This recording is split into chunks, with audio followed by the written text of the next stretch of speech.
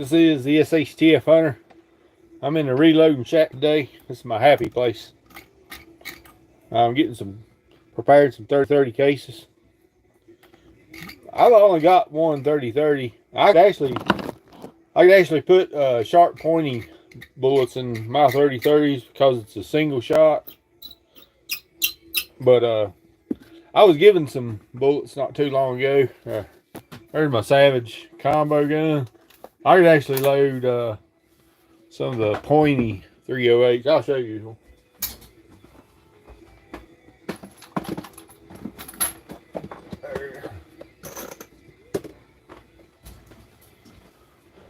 These are some 125s I done a while back. It's been a while.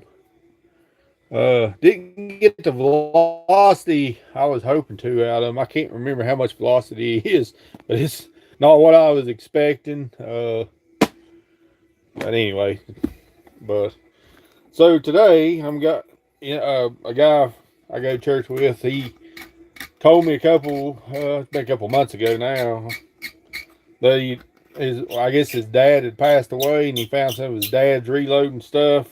It's like maybe 60 pieces of brass, and it was like 200 bullets. There was 150 grain bullets, and then there was 170 grain bullets. And I asked him what I owed him, and he said he'd just make me a few boxes of shells or something. And and he said that he wanted 170 grain bullets, so I reloaded him 2 boxes of 170s, and I had a bunch of casings, and I got enough to make me about 150 grain bullets. So it's the round nose. So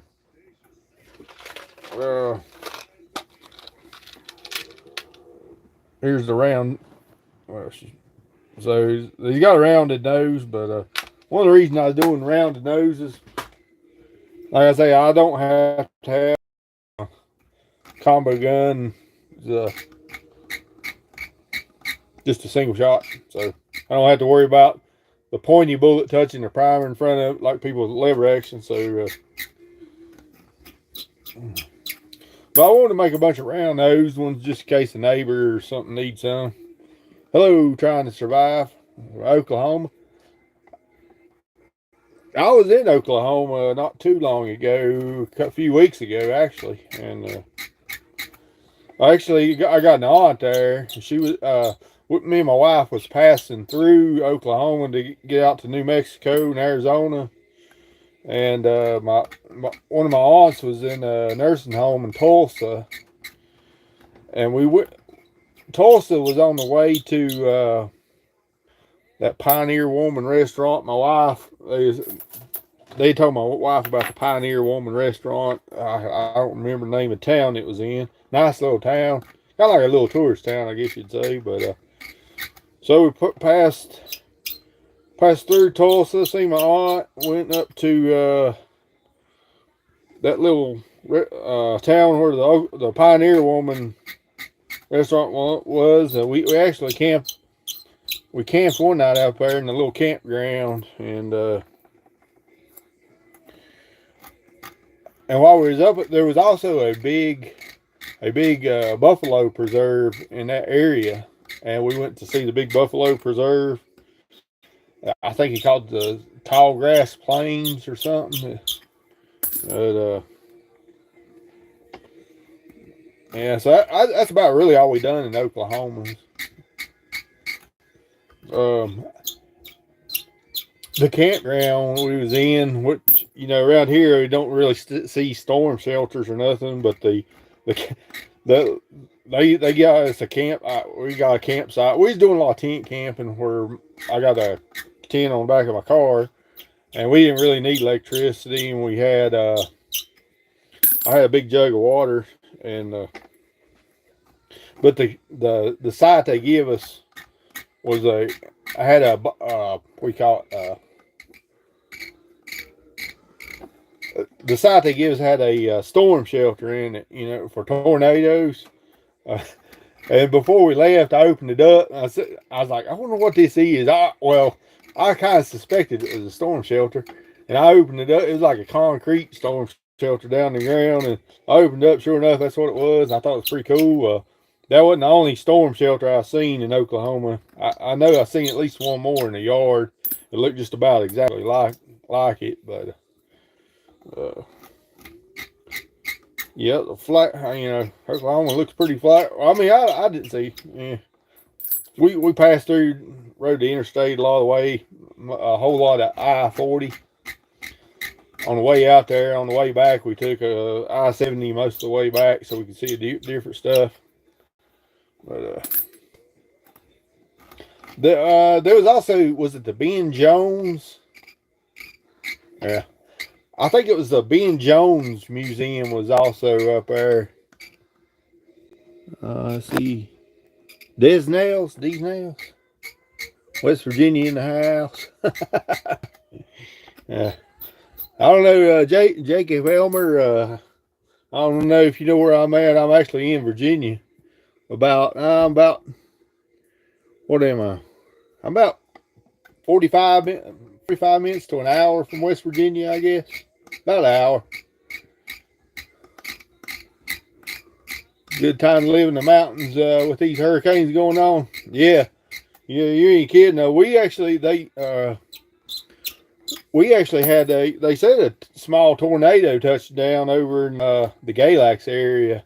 They caught Cold Creek, a road called Cold Creek, and they said the tornado touched down over there. I think it was last night. And I'm doing good, these nails. Just preparing brass for my 3030 project. I usually, when it comes to, I usually try to have some ammo ready for neighbors a lot of times, because back in 2020, it was hard to get ammo, and my neighbors wanted to go hunting, and I was always able to get a hold of ammo even when other people couldn't, because that's the one place I go and like rule. What city am I in? I'm close to Galax, Virginia.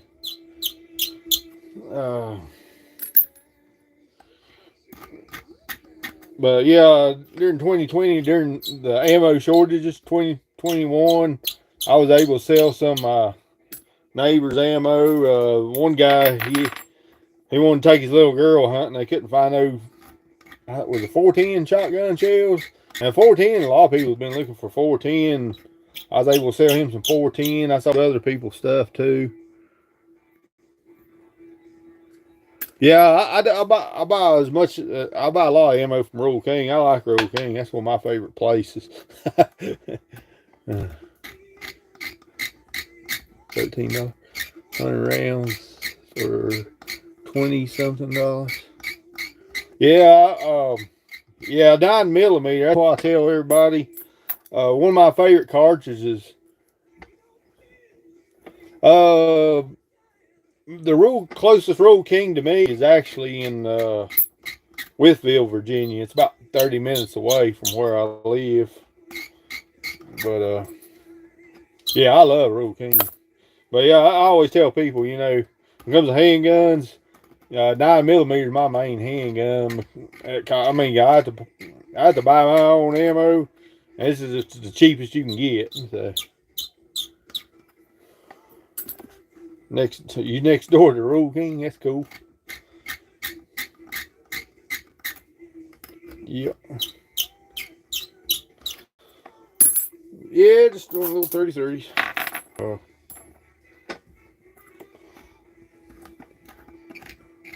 Do I have a shotgun or a pistol? Oh yeah. Yeah, I got a few pistols. I got quite a few 9mm. Yeah, I got a few. And shotguns, I don't use shotguns much, but I mean, usually there's been times I hunt in the past. Probably a Remington 1100 is probably my favorite shotgun that I have. I've had it since I was 19 years old, and so it's been over 20. Let's see, wait, 19, 28. So I've had that 1100 for like 29 years now. Sometimes you have to. Bad thing. Only thing about them, sometimes the O-rings go bad. They got like a rubber O-ring in the gas system. You have to change it out. All right. See you later. Trying to survive. Thanks for dropping in. Do I have hires? Horses? No, I ain't got no horses. I think that's what they. Dude, Bear Arm, 380. No, I live training with it. The Bursa 380. I got a Bursa 380 too. It actually, I've been meaning to make a video about about an EDC bag, my everyday carry bag, and it's a real EDC bag. It ain't just made up for YouTube, and it's not like got a pile of stuff just in case, the grid goes down that day. You know, it's like it ain't got full of comms and all kinds of other tactical crap, but it's got some crap and tactical stuff. But it's like a phone charger, got a knife in there, my Bursa 380, and got my gym shorts. I do a lot of running. I usually try to run where I work. I get 3 hours a week to exercise. I get 2 days. It's like 2 days a week to exercise. So I go running.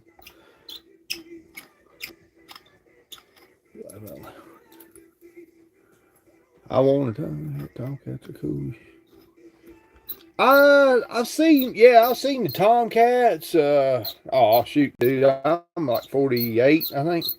Yeah, I've seen the Breda Tomcats. I was considering getting a 22 suppressor.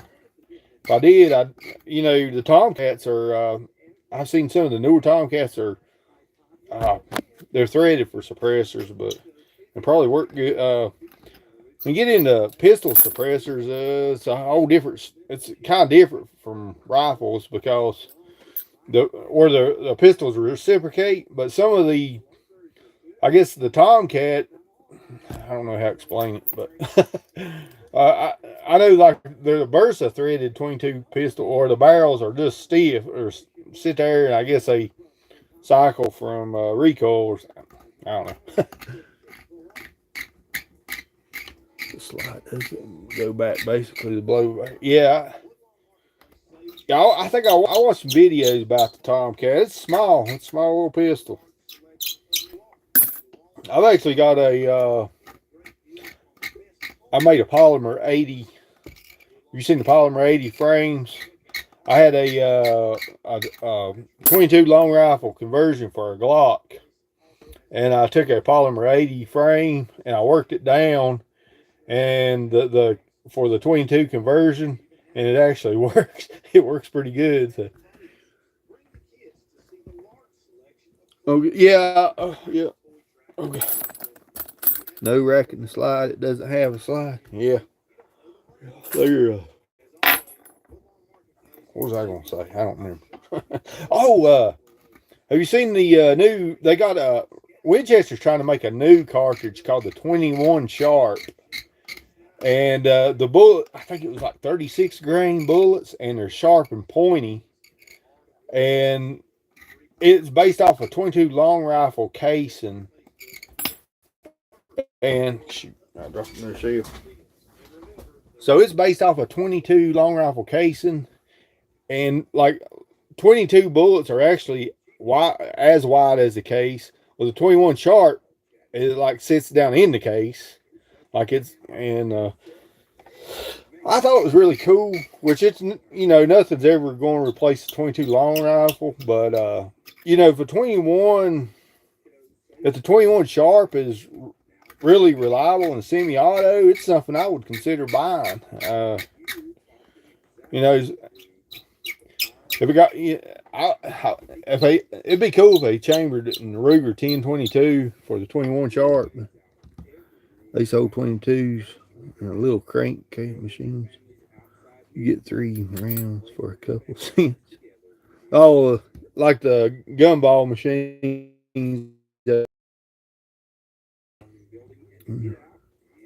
Chris. No doubt there.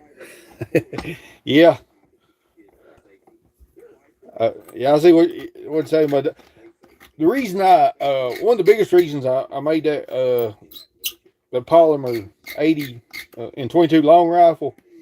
I wanted to buy when the Glock 44 came out. I think that's what model it was. The Glock 22 long rifle. I think he called it the Glock 44. What confuses a lot of people. They're thinking 44 mag or something. But when it came out, I watched a lot of YouTube reviews, and not very many people give it a good review. The Glock 44. And somehow I went down to the local gun shop. They had they actually had the conversion kit, and it's like $250. I can't remember the name of the conversion kit right offhand, but I thought, well, I'll give this a try. And I think I probably, I wanted to be able to train cheaper than instead of using 9mm, just using 22 long rifle and have the feel of my Glock 19. But you can use a 22, but it's still going to be lighter weight than your Glock 19, and you ain't gonna get the same recoil as the Glock 19. Recoil changes. That's why I tell everybody, recoil changes everything. All wood gun guys are good. What's a wood gun? Like a boulder? Palms. Look at all their molecules are lighter. Yeah, well, I grew up in a time where we used wooden rifles, wooden guns. I like them. But it's hard to find a daggone rifle with a wooden stock anymore. But I guess I'm a collector. This Savage over here, it's got a wood stock. I'll show it to you in just a second. So this has been rebuilt. It's a Savage Model 24. It's got a 30-30 barrel and 12 gauge barrel, and some of this stock is wooden because somebody has rebuilt it. I don't know if you can see it. No, you can't see it, but it's got this must have been for one of the I think this is like actually a 20 gauge hole, maybe for some 22 long rifles. But somebody took this wooden stock and put it on this Model 24. I think it's the foregrip's actually polymer. But yeah, this is an old gun. You can't get these things anymore. I got one in 223 also, but the one in 223, the shotgun barrel doesn't work so well. And I tried to buy springs. I tried to put in different springs to make the shotgun barrel work better. Like I get a lot of light strikes on my shotgun primers, and I don't know why, but I've tried, like I say, I've tried different springs.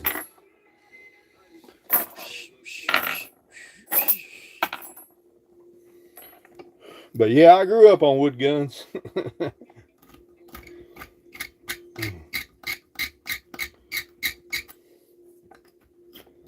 Yeah. I ain't got no audience. Here you go. We got Savage air guns. I can appreciate wood and polymer. Yeah, I've used both. My first gun was actually a Kaznar 20 gauge single shot. It was made in China. Like, it was called Kaznar, and it had a wooden stock, wooden foregrip. I used to rabbit hunt with it and squirrel hunt. I mean, I was like 12, I don't know, 11, 12 years old. I squirrel hunted, rabbit hunted with it. I even killed my first deer with it, with a slug. And sometimes it got to where like shells would get hung in a barrel. But I was young. I had a shotgun, and I didn't know much about guns or didn't have much means to buy other ones at the time. But I used what I had. But I grew up using wooden guns, and for a lot of people, it's a thing of the past anymore. If you do see a gun with a wood stock, it's usually pretty expensive or laminated.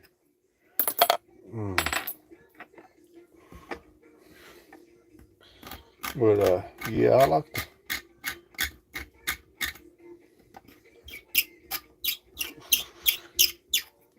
I guess that, yeah, I'm a collector, so I got. There's some guns like, you know, that I feel like are survival guns, and I need.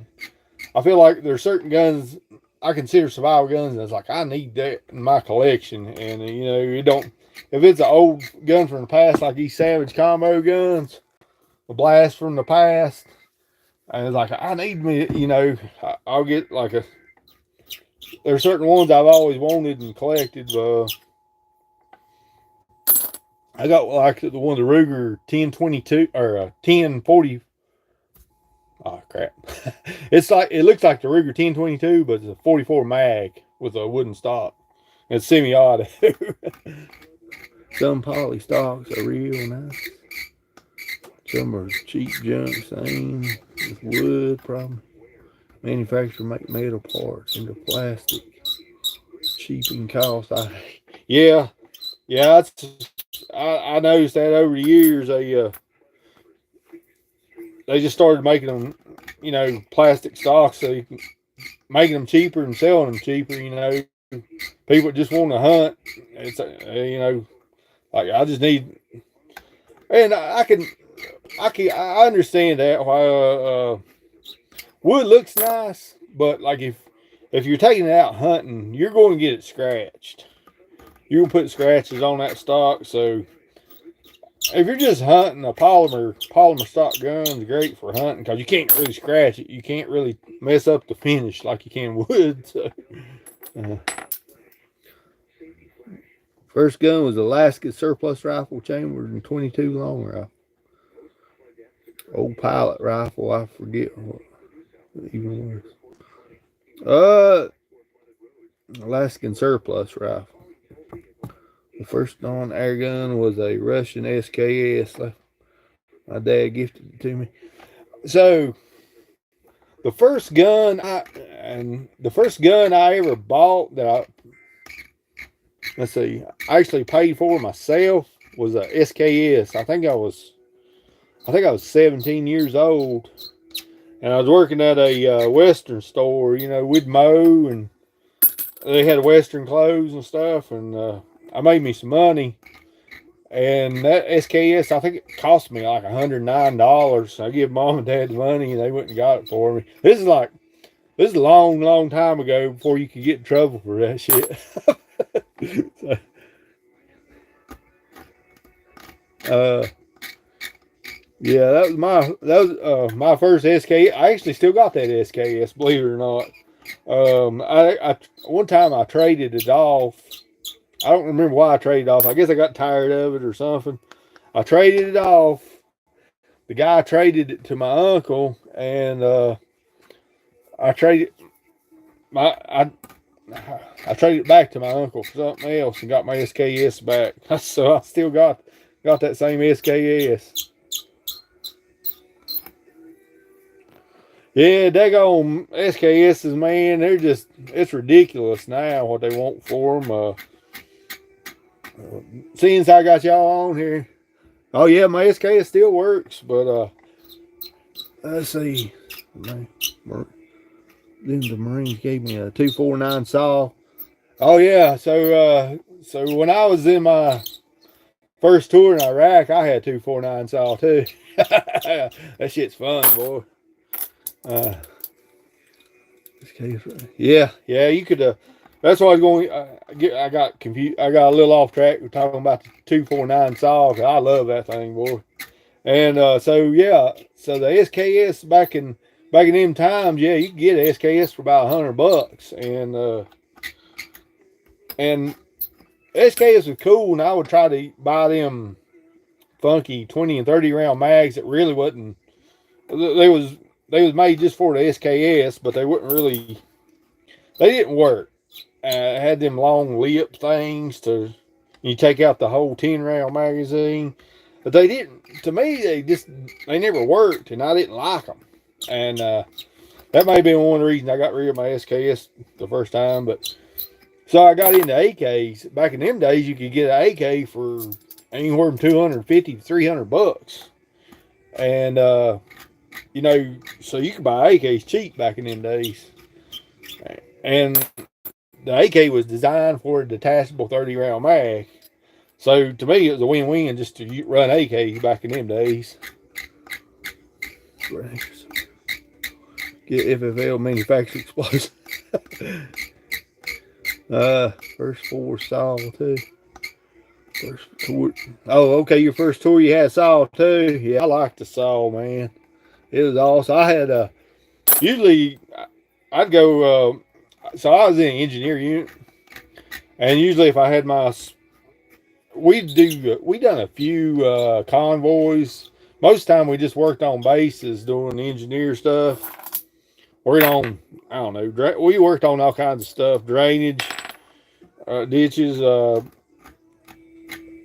I was in the horizontal. I was in the horizontal unit, which means we run bulldozers, front end loaders, scrapers, stuff like that. But we also had vertical, which, you know, they built buildings. They built sea sheds. We went out to Al-Asad and built some of the sea huts out there. At the time, Marines were running Al-Asad. They had ownership of Al-Asad, but we was out there building sea huts for the Marines. And that was in 2005. We first started off at Baghdad and didn't have, or not Baghdad, but Balad. First we were at Balad, and there just wasn't really much for us to do as engineers at Balad. So they sent about half of my year was spent at Al-Asad up there with the Marines. But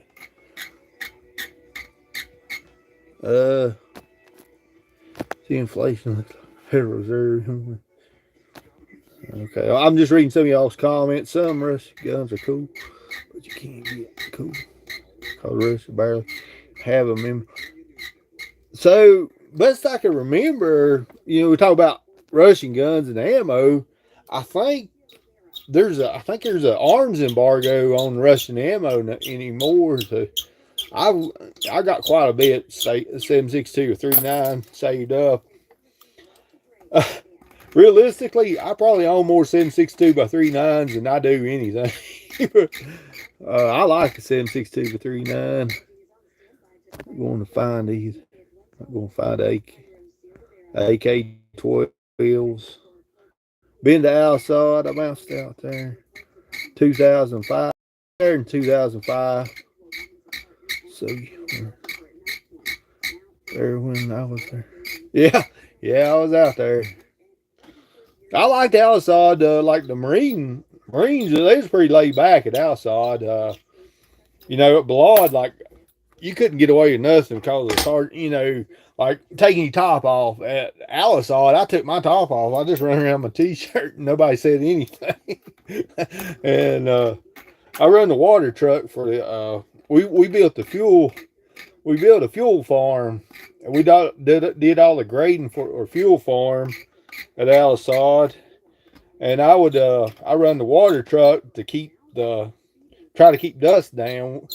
A lot of times we worked at night. You know, we worked all through the night because it was just cooler.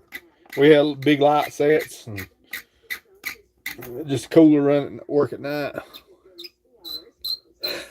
Iraq was before you were born. Well, yeah. I actually went to Iraq 2 different times. I went back in 2009 and 10. 2009 and 10, by that time I was in a transportation unit. I reclassed. I got a different MOS, the 88 Mike MOS, so I could drive trucks. We did convoys all the time. We was out there on the road all the time, 2009, 10.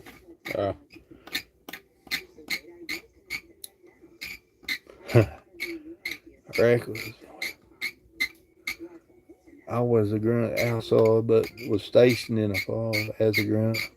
Back all my whole profile deep. All my whole profile. 19 there, Lord. 2005, 2006, 2007, 2008.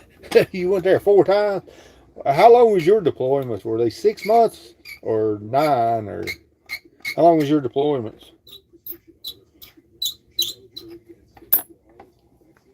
My first deployment was almost my first deployment, like actually overseas, was almost 12 months. My first one, and the second one, 2009, 10. It was like by that time they had our deployments down to 9 months apiece.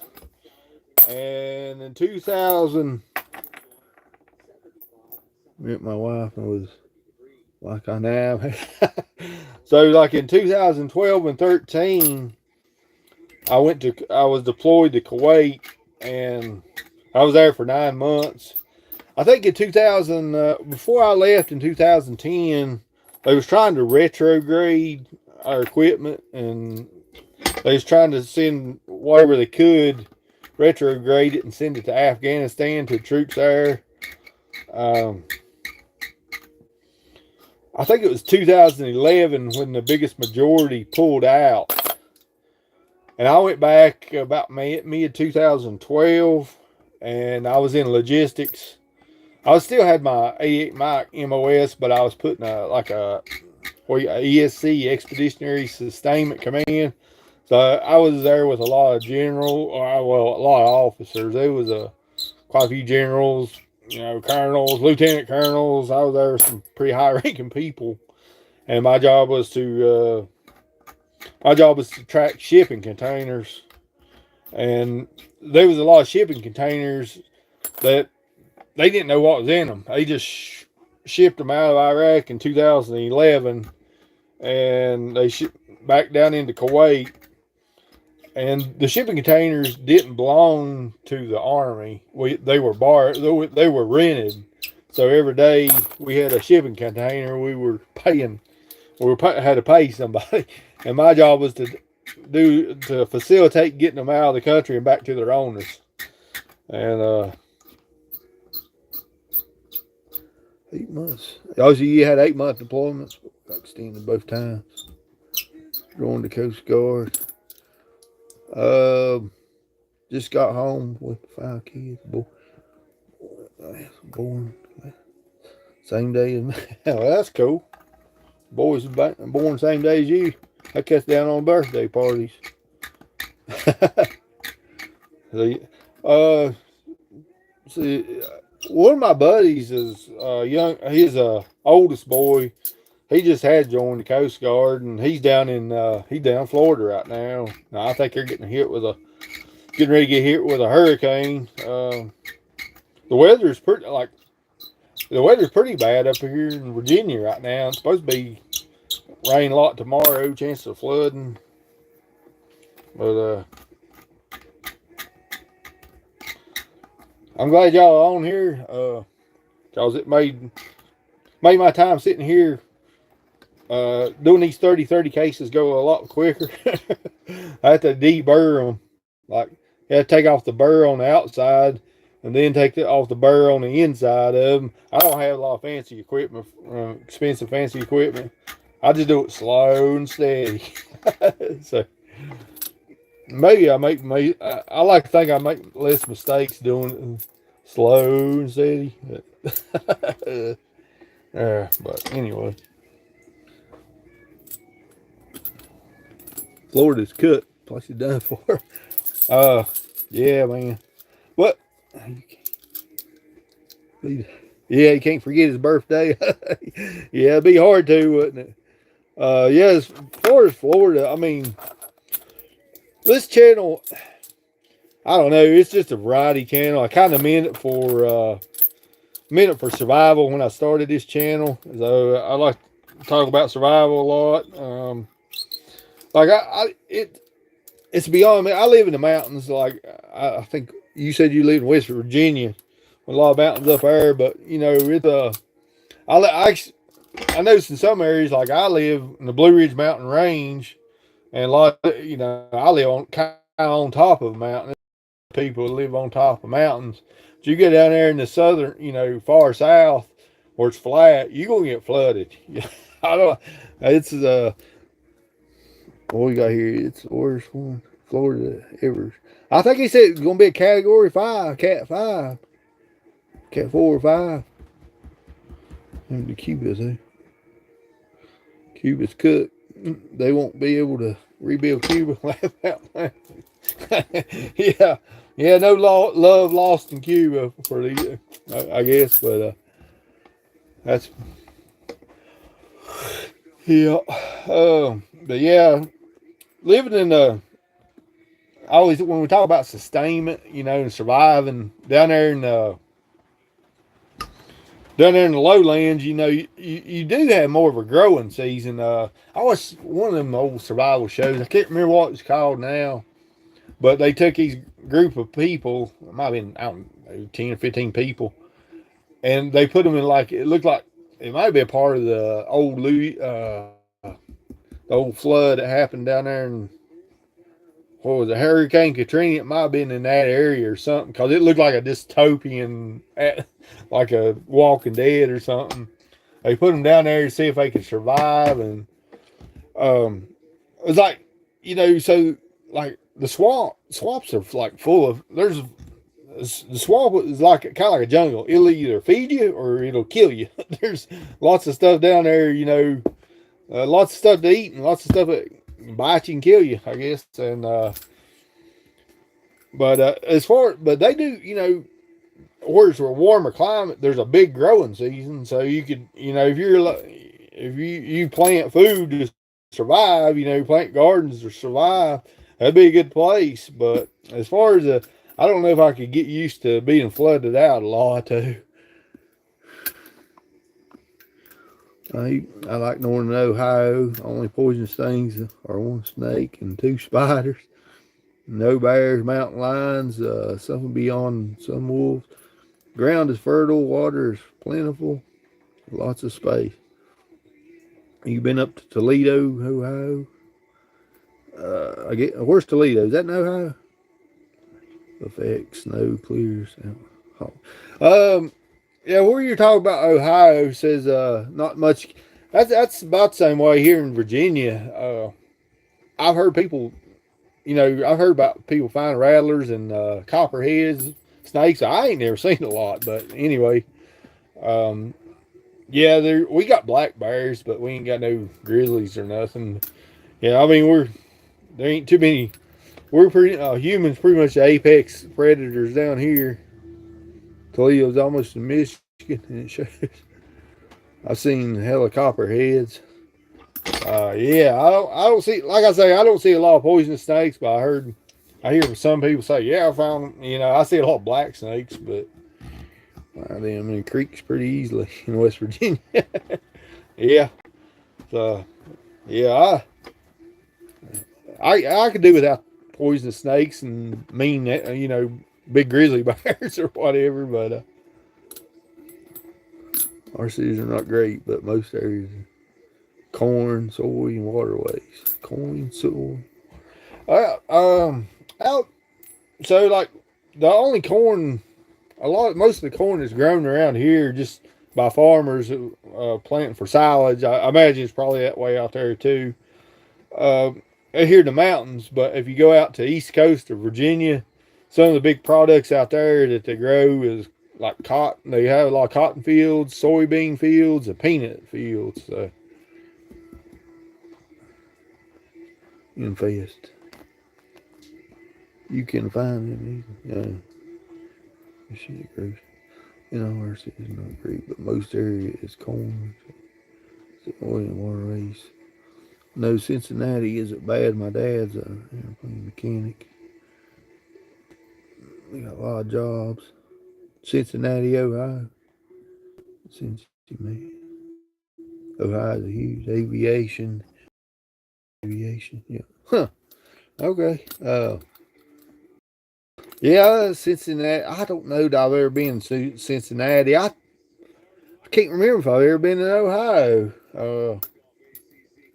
If I did, I might have crossed over there. I went up to the Ark Encounter up there in Kentucky. That was real close to Ohio. Is it Camp Dawson that's right there next to the Ohio River? I've been to Camp Dawson. From Ohio. Lots of air shows in Dayton. Yeah. But yeah, I can't remember rightfully if I ever been to Ohio. But I was thinking that Camp Dawson, West Virginia. I'm thinking it's right next door to Ohio, ain't it? Or is it? It's just a little army base, but when I was in the engineer unit, we used. I don't even know. Dayton is cool, just a way outside Virginia. VA hospitals. Near Pleasant, West Virginia. I think I've heard of Pleasant, West Virginia. I don't know how far it is, but from where I live, but I'll check it out after I get off here. I'll Google it. I'm glad y'all hanging out there. Like the Mothman City. It's famous, kind of. The Mothman. I've heard about the Mothman. Huge statue of the Mothman. Yeah, I heard about something about that. The moth. I didn't get in that mountain monsters thing. West Virginia's beautiful. Yeah, I've been through a lot of West Virginia. Back in 2012, it was like 11 or 12 before I actually deployed. I had to drive all the way through West Virginia to get to Pittsburgh from where I live. So yeah, I seen a lot of West Virginia driving to Pittsburgh and back. I had to do that for, I don't know, 4, 5, 6 months or something like that before we actually deployed. Yeah, the 316th ESC was in Pittsburgh, so I had to drive up there.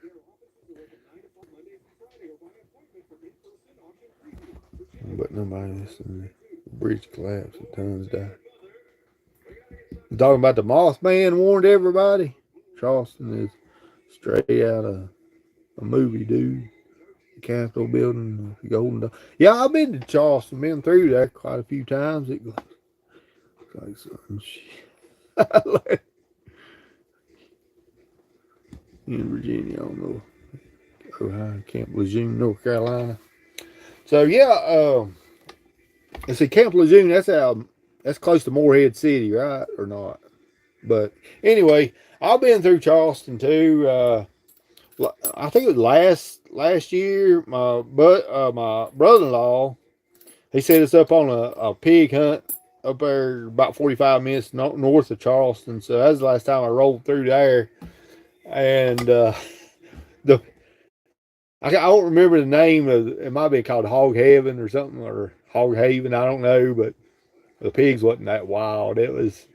I think it was like somebody's farm pigs. We just shot tame pigs basically, but it was good eating pigs. I mean, but it wasn't much of a hunt. I guess I'd have to say my favorite hog hunting place is actually in Tennessee. What's the name of it? Daggone it. Crap. I forgot the name of it. Name escapes me, but it's about an hour and a half past Knoxville, Tennessee. Daggone it. I forgot the name of it, but I have to look it up now. Shoot.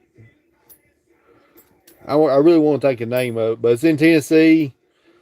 It's like they got close to 1,000 acres. Part of it's pinned off for these exotic animals, like a little buffalo. It's if you're hunting them exotic animals they got over there, it's not real hard. I guess somebody's never hunted before, they think they're actually hunting. But Clark Range. It's Clark Range, Tennessee is the name of it. And like to go up there, they actually got like their pigs are like black Russian boars, and a buddy of mine killed a really big pig up there one time. Not sure, but like he'll use dogs to bay him, or he's got stands set up.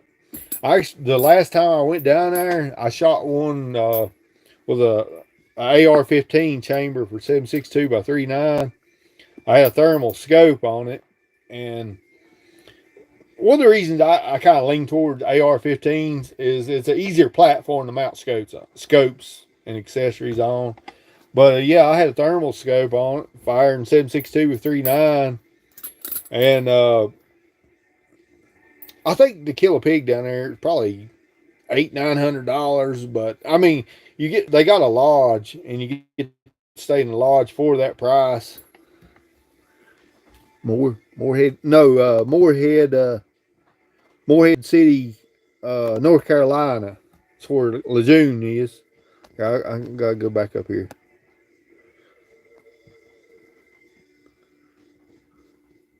Okay. Yeah, it's Morehead City, North Carolina is where Lejeune's out of. Lejeune. Actually, yeah, I'm closer to Roanoke than Richmond. I'm about an hour and 20 minutes south of Roanoke. Beer time. But so like back, I can't remember how many years it's been now. At my church, like I started trying to.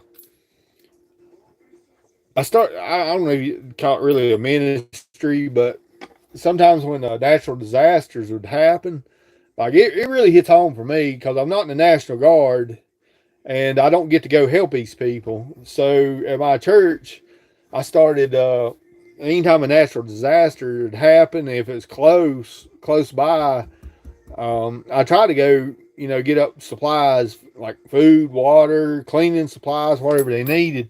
The first one was actually to Raynell, West Virginia, which is about a 2-hour drive. They got flooded. I can't remember what year it was. It's been about 7, 8 years, I guess now. So Raynell, West Virginia got flooded. I got a list of supplies from like the Red Cross. I got the preacher. The preachers connected with other preachers, and I found out Red Cross or what was Red Cross? It might have been FEMA or something. Or they had drop off points for like all the water, clean supply, stuff like that. And so I got up. I think I raised, was it $1,400? I raised up 1,400 or 2,000. I can't remember. It's a pretty good chunk of money from donations, and plus I borrowed a covered trailer to haul all the water and food and stuff. I pulled it with an F-250, my old F-250. I call it the Blue Beast. So that was my first. Natural disaster rescue mission. At one point in time, we made a trip to Morehead City. They had a hurricane hit down there, and we was in that area. We trying to cut some we went. We got in contact with the church down there, which was a drop off point, and we started. We took relief supplies there, and then I think the year after that, we went to Ocracoke Island, North Carolina, because it got flooded, and I was like, does this happen a lot? It's Ocracoke. It's an island. It's flat. And it looks like it happened a lot, but they said it really, really didn't happen a whole lot. So, Jacksonville, North Carolina. That's where camp was. Oh, Jacksonville, North Carolina. Out, but Morehead's close. Okay. Yeah, I was thinking Morehead was pretty close, but so yeah, I made 2 trips down there. One was to Morehead, and then the other one was to Ocracoke. I think the next year or 2 years from that. But I've done some relief missions the last couple years. I done some to Kentucky. One of them had a massive flood. I think it was close to Hazard County, North Carolina, or Hazard, Kentucky, and so I went down there and dropped off a bunch of supplies. I actually went twice. The first time I had just I had whatever I get in my truck with a camper on. I had a camper top. I had a bunch of water. I took it down there. And then we got all, then the church got a group together and we went down there and helped build bathrooms inside the church. We built some extra bathroom showers, and they was going to house relief workers. Gets bad flooding. Greenup County, Kentucky, never hazardous nearby to me somewhat. So yeah, I was in Hazard, Harlan, Hazard County. Laugh out loud. I know some good people there. So yeah, my first mission down there really. So we took a bunch of water and was going to drop it off at the drop off point. And well, we did. We unloaded the whole truck, and somebody come by, and so like, man, we need. They was needing water down on the creek where they lived, where it got flooded real bad, and they. And I kind of asked, or I don't know if they asked me or I asked them. I can't remember, but we loaded the truck back up full of water and other supplies, whatever they needed. And I think it was a couple more volunteers had stuff in their vehicles. And so we went down. This was in Hazard, Kentucky. And we went down. I followed this car down in there. And we went all along this creek just delivering water and supplies. It was pretty cool. And that's really what I want to do. I want to help people directly, not necessarily drop stuff off at a drop-off point, but I kind of want to help people directly. But, people, when you work, and when you work every day, it's kind of hard to do stuff like that to help people all the time. But, there was a pastor of a church down there. He was one of my contacts down there in Hazard. And I guess he got to spend a lot of time down there helping people. So, that was pretty cool. So there was that flood, and there was another, there was a big tornado that hit Mayfield, Kentucky. Yeah, hit Mayfield, Kentucky. That was an 8-hour drive. I had to drive into, what's the, I had to drive in, Nashville, Tennessee. From my house to Nashville, 6 hours. So I drove into Nashville, Tennessee, and had to drive north about 2 hours to get to Mayfield, Kentucky. From where I live in Virginia, it's like there's no direct way, no good direct way into Kentucky. You either have to go up I-64, you either have to go through West Virginia, or you have to go through Tennessee to get to Kentucky, Virginia, as far as the interstates or high speed modes of travel. But yeah, I went out there to Mayfield, man. But tornadoes are bodies everywhere. I didn't see the body. I was actually hunting when it happened. I was down in Eastern Virginia. Down there, all you can do is hunt with shotgun, deer hunt with shotgun. So I was down there, and this stuff started coming over the news. I think I hope I'm telling you about this. And I was like, man, when I get back, I gotta go help these people. And so I'll sell this idea to the pastor, and he helps me a lot. The pastor at my church, he'll put out bulletin, or people donate the food, water, whatever, and I run it out to these places. But yeah, man, I'd never seen. I think it was a Cat 5 tornado or Cat 4. How is it? They got Cat 4 tornado or something. I can't remember how they classify tornadoes. It was a bad one, but yeah, it snaps trees like a daggone toothpick, and it cut them down. The E4, okay, yeah, it was E4, I guess. But yeah, it was. I think that was the first time I'd ever seen the effects of a tornado, and it was. But it's kind of weird how tornadoes hit. We actually took generators out there. We got generators for some, but by the time we got out there, they didn't really need generators. But so like a tornado, it may level, like it may go down a street and level everything, all the buildings on one side of the street, and not touch the other side, and leave it almost unharmed. It's kind of weird. But yeah. Arkansas destroying shit too. It was in Arkansas destroying shit. So I passed through Arkansas. Me and my wife went out to. We went out to. I wanted to see Grand Canyon. I'm getting old, and I need to go see some places. I guess give up my survivals. I've actually thought about having reductions, getting rid of some of my firearms, and you know, I'm about to the point like it's tactical stuff is like I'm too old for it. It's let it be somebody else's fight from now on. Through those dark mountains in Arkansas, but like when I passed through Arkansas on I-40, so I didn't really. When you're on the interstate, you know it's hard to see anything really nice. Thing nature wise, right here, flooding can be an issue, but nothing huge. So flooding.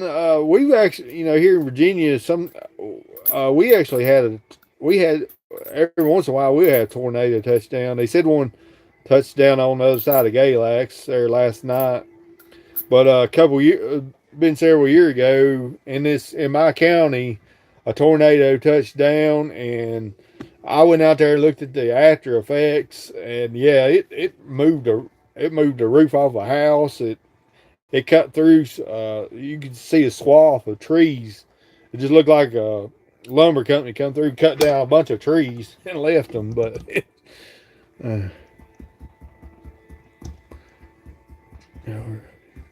I've never really been through in a tornado. They've been close to my house, and over in the mountains, I guess they say like trees will slow high winds down a lot of times. That's what they say, but that's why on the open plains and the flatter areas, they say tornadoes is so bad, but here in the mountains, the trees slow the high winds down sometimes, but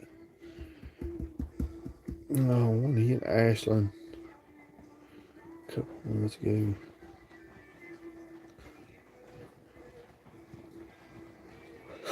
Went back to sleep. There is going uphill too.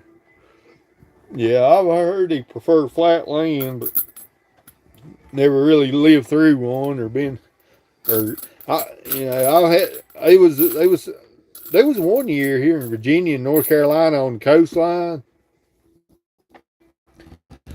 There was one year it was really bad on North Carolina and the coastline of Virginia, and they was talking like it was like they talked about 90 or 100 some small tornadoes that touched down out there, and there was one night I woke up and thought there was one coming through, but it wasn't.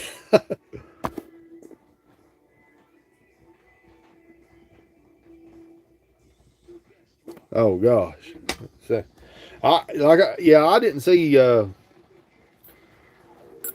guess it was a couple weeks. It was 2 or 3. I can't remember how many weeks it was. It was a few weeks before I made it out to Mayfield. I can't remember exactly how many, but yeah, it was a lot of devastation. I didn't see no bodies, or I mean, like I say, it's a few weeks afterwards. So, but I mean, I seen plenty of flattened buildings and trees that snapped off. It's pretty wild. Yeah, I appreciate you hanging in here talking to me, but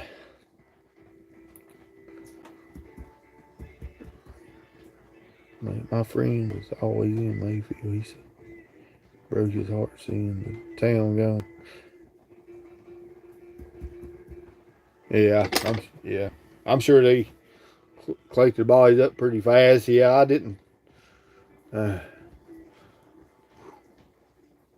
so yeah, I've kind of when it comes to my rescue mission, or I guess relief missions, I've come to floods, hurricanes, and now tornadoes. So, some of them just very real bad and within driving range, I guess.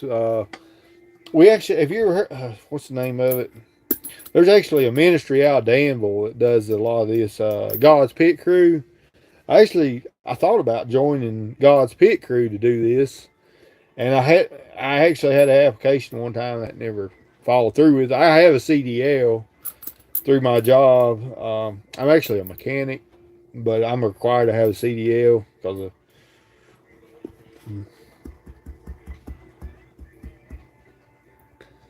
And he wasn't looking. Responded to a call. Huh. Stored GOT. Inmates run off. Just turned themselves back in.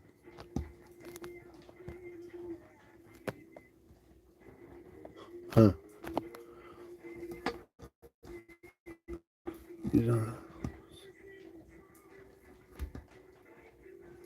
See the thing when lightning went. He sent videos of him in the truck. Was